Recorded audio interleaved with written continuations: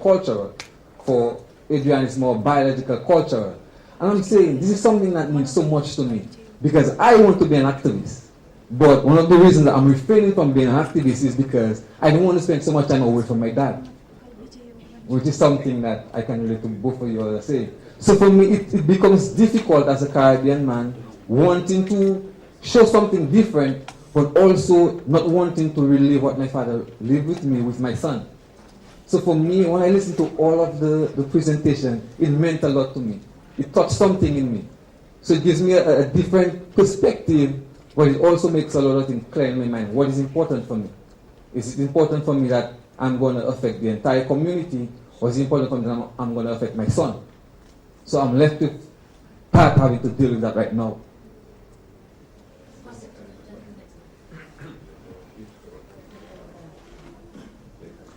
Álvaro Campos, de Costa Rica. Voy a hablar en español la pregunta. En Costa Rica, muchos hombres se quejan de que el sistema legal, judicial, no reconoce sus derechos, porque en una separación, lo que se llama el régimen de visitas o la posibilidad de ver a los hijos e hijas, depende de si la madre desea o no que vea a sus hijos. In Costa Rica, there are a lot of men who are complain about the legal judicial system of the country because of the rigid schedule of the children of men. Because the women always decide at what time they can visit and how much time they should take in the visit. Eso hace que una lucha importante de los hombres sea que el sistema judicial reconozca sus derechos como padre y el derecho que tiene el hombre como padre de compartir con sus hijos e hijas. This is nowadays this particular thing making is forcing men to take in a struggle for the change in the judicial system so that they can also participate in taking care of caregiving to their children in the case of separation. El problema es el siguiente. Hay movimientos de hombres que están en contra de la equidad de género, en contra de las mujeres, en contra del feminismo, y utilizan esta realidad para atacar al movimiento de mujeres y atacar las leyes que apoyan al movimiento de mujeres. There is one important problem here is that there are so many men who are always against the movements of feminism and they're always against the gender equality.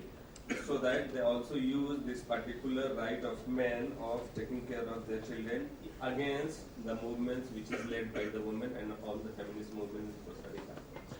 Me gustaría conocer la opinión de las personas panelistas, las que quieran opinar al respecto. Cómo trabajar por los derechos de estos hombres padres, pero sin caer en el apoyo de estos movimientos neoconservadores. I would like to seek opinion. I would like to ask the people how we should work for this movement of men, but without using this conservative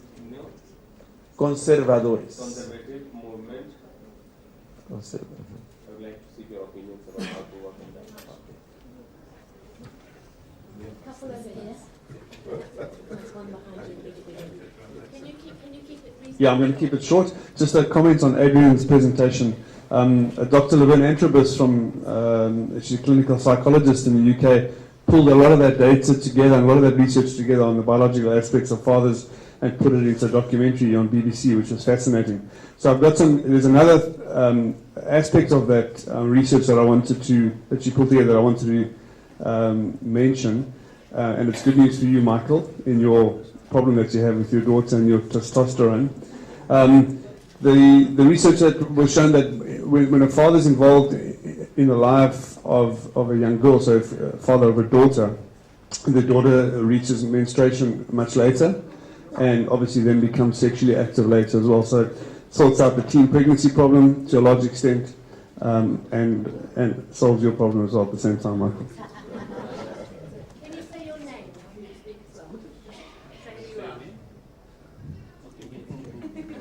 Hi, good morning. This is Raju. I am from the International Planned Parenthood Federation South Asia Regional Office based in Delhi here. Privileged to be part of the wonderful topic fatherhood and caregiving. It will really be helpful for me when I get to be a father shortly. So really thank you. So I need a couple of clarification here, primarily to my to the friend from Tyrone. Tyrone, yeah, if I spell it right, yeah.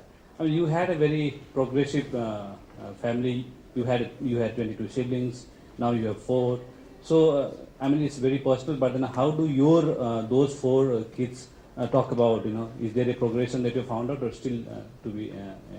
They have a different feeling of the whole fatherhood and caregiving. There is one. Francisco, this is for you. You have talked in the initial slides. You have talked about very progressive fatherhood. You have showed a lot of slides on a lot of progression, but I couldn't get the baseline of where the progression was from. When you talk about fatherhood, they are huge caregiving to the child. I couldn't get a baseline of the achievements you talked about. The other is you primarily talked about what needs to be done, legislation, enforcement to be there. That's fairly a kind of the whole world knows it. But did you really touch upon how to do it? Your research touched on how to really do that. That would be wonderful to know. And the final one about Michael China. That's about you talked about as an outcome of your trainings and stuff like that. You had a daycare in China. I was wondering, fatherhood and daycare, how does it really correlate, and are the women folks in the I'm sure they are, so how does those two relate to be interesting? Thank you. I'm a pretty loud guy. The daycare and the kindergarten inside the factory. Asian males are, have a very strong, familiar sort of connection to their families, and so I think they break all the stereotypes when you segregate them in themselves, in the sense that the men are just as concerned about their child's education. The men are just as concerned about their child's welfare and caring. But when you take a look at a migrant working parent that can't bring their child with them, that child is left with the grandparent or a friend. And what happens is that the parent becomes so distant from the child and their needs, in terms of even the grandparent, their parent, telling them, look, just send the money home, kid is fine, don't worry, and a larger barrier is created.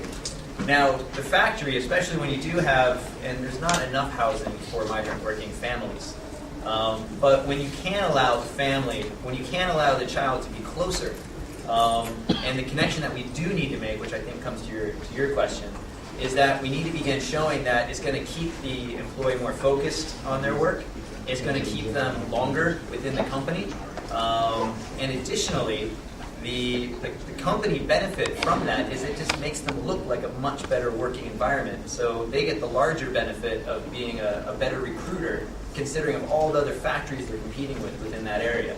So I think the strength for the business argument is by putting that in there and being the only one that has it, it's a game changer. Families see that and they want to go work there. As far as the workers in there, it's a parent thing, but fathers benefit just as much as the mother does by being close to the child. And that equally, I think, should be stated.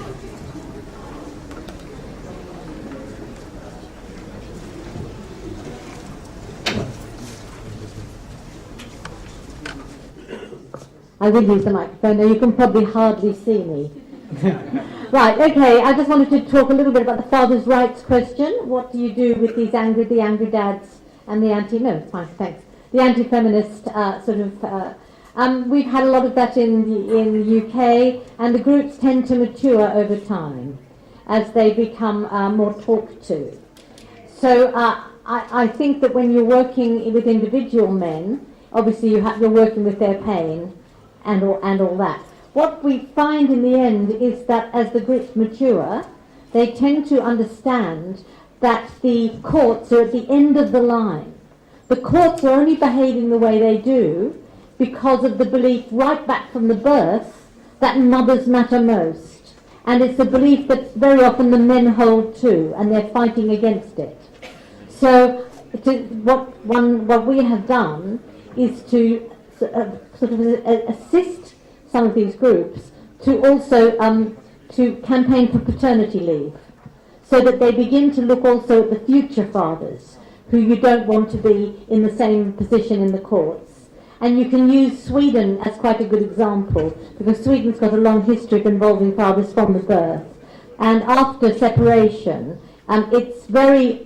people think it's very strange if the child isn't spending time with both parents, because the belief is that dads can do it.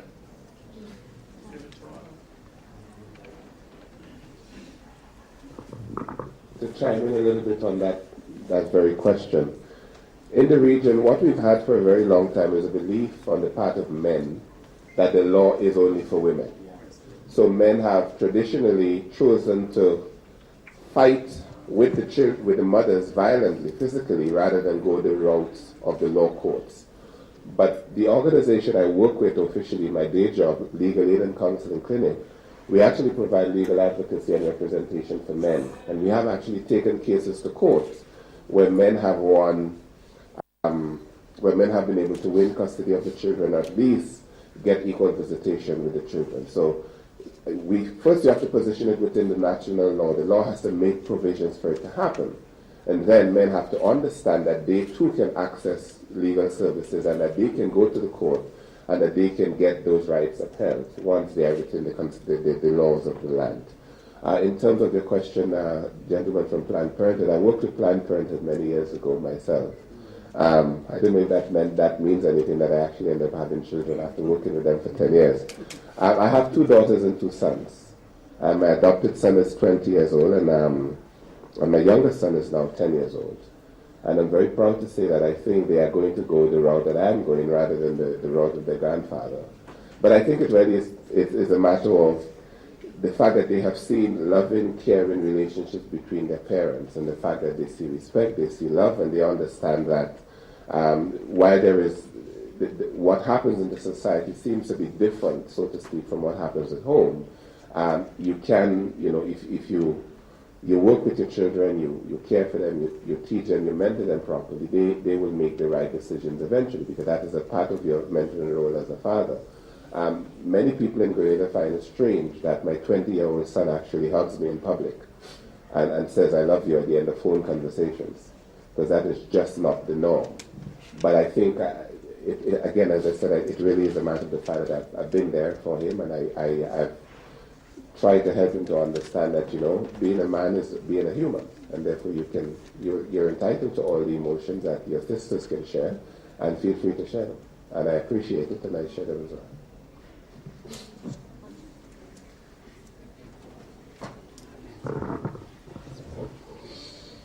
Okay. Espero haber entendido bien la pregunta. En términos de baseline, bueno, en Chile primero el Estado no ha seguido el compromiso que adquirieron los países latinoamericanos de hacer una encuesta de uso de tiempo, entonces solamente se hizo una en 2007 en una ciudad. Chile has not acquired the Latin American proposition that has been made for the timetable and the schedule of law. But Chile in 2007 made a legislation, a law about that. No, se hizo en 2007 se hizo una encuesta de uso de tiempo. In 2007, there was a survey as far as the use of time is concerned. Just in one city. Just in one city. Nosotros hicimos una encuesta en las 3 grandes ciudades, la encuesta Images, y eso sí se constituye como una especie de radiografía y línea base que ha sido un importante punto de referencia para el país. Eso fue el año 2009. In 2009, we did a survey in 3 cities, which was the baseline of the progression that we were making in that regard. Nuestro trabajo o aporte se ha concentrado, además de la investigación, principalmente en hacer campaña. Our work is mainly concentrated more than research and development. It's about the campaigns. Y dar apoyo técnico y formación de profesionales en el sector salud. And helping people and professionals to get training and get materials in the health sector. En el Servicio Nacional de Menores. In the child care sector, in the child care field. Y el paso que viene ahora es con el sector de educación, sobre todo a nivel preescolar. Now in the education field at the secondary level we are concentrating. Primary level, preschool level we are concentrating. This is more or less the work we have been doing. Thank you very much, Richard. So we've got time for a couple more questions. Hi, I'm Shay Franklin and work with men in Dublin in Ireland, and I have 2 points to make. I work with men who happen to be fathers, but they also happen to be returning from homelessness and addiction, and a really significant part of their re-entry into life from chaos is the fact that they're fathers. They want to be good fathers, and that supports them, and especially younger men who are fathers who have come from second and third generation family addiction. The notion that they don't want to pass on the addiction to the next generation is huge in terms of wanting to be a father. The other piece is wanting to be a father is huge in terms of their not wanting to return to addiction. So there's a nexus that's incredibly powerful. So the value to a man of being a father, of caring, is huge. I don't have the evidence. We don't have the research support for these kind of programs. But in my gut and in my heart, I know this. The other piece is about the question about angry dads. In Ireland, family courts are held in camera, that's in private. So everything that is said about it is only my experience represents everything. But recently, in the past 2 years, there's been a study by a legal scholar who got access to the camera, to the in-camera courts, and she produces anonymized results. And in Ireland, the courts are not anti-father. The balance is there. Yes, there are hard cases on both sides, but by looking in a research way at the courts, she was able to publish and show the balance, and it was really, really significant. It was a big step forward. Thanks. One more question from anybody? One more question? Hi everyone, I'm Ruti Levtav. I work with Promundo US and co-coordinate the Global Men Care campaign, and it's a really exciting panel. I had both sort of a comment and a question. One was that our colleagues at Save the Children actually, for me, were very helpful in framing this idea of the right of the father to the child. And the way that they frame it is actually the right of the child to have contact with both parents or multiple parents. So rather than framing it as my right as a father, it's the child's right to that. So I found that as a very useful framing in thinking about this process. And I just had a question to Michael around sort of working with businesses on this type of topic. I think some of us coming from NGOs are, as you mentioned, a bit hesitant about this. So making the case but not losing the message, if you could just comment a little bit about that, and especially with your affiliation with SAVE. I never wanted, only in the last couple of years that I actually call myself a salesperson. It used to disgust me, the thought of like being called a salesperson. Idea as well. And when it comes to staying on message and not straying from it, when there's something you really want, and you start working down that path and you start getting engagement, you start letting other people's ideas influence you. Because by those ideas taking root, you stand a much better chance of influencing them.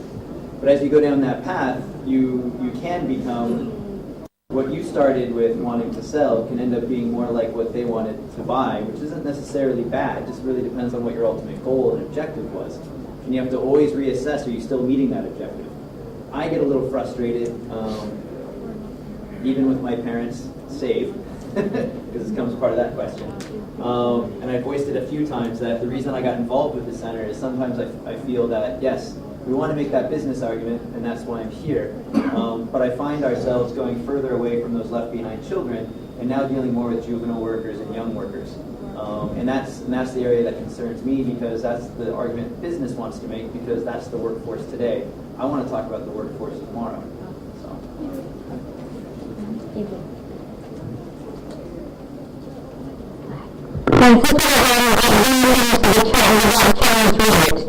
The UN Convention on the Rights of the Child, I think it's Article 8, says the child has the right, as far as possible, to know and be cared for by both its parents. So it's actually in the...